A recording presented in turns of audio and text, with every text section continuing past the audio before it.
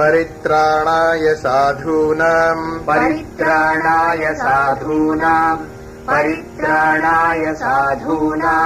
विनाशाय च दुष्कृताम्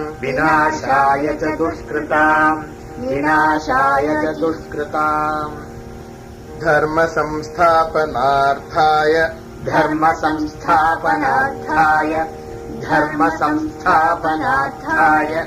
संभवामि युगे युगे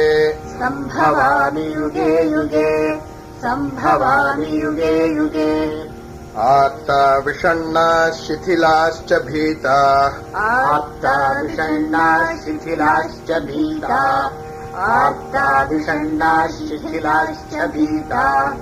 घोरेषु च व्याधिषु वर्तमानाः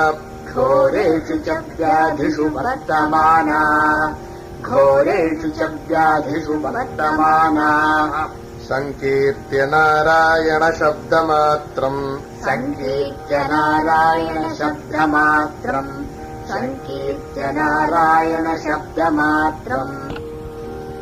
विमुक्तदुःखाः सुखिनो भवन्तु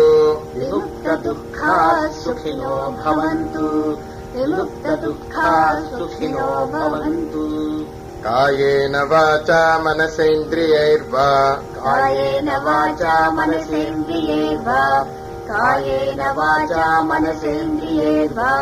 बुद्ध्यात्मना वा प्रकृते स्वभावात्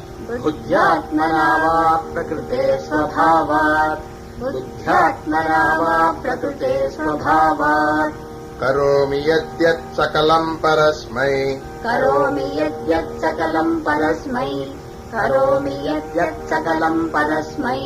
नारायणायेति समर्पयामि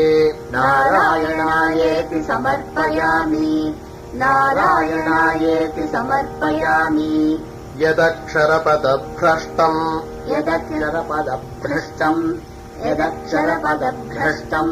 मात्राहीनं तु यद्भवेत्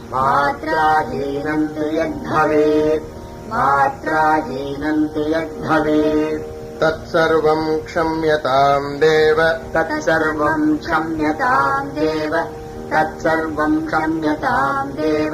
नारायण नमोऽस्तु ते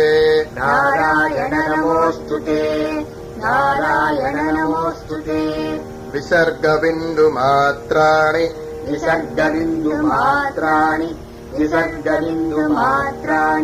पदपादाक्षराणि च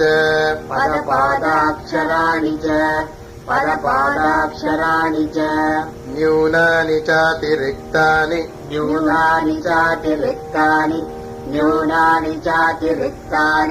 क्षमस्व पुरुषोत्तम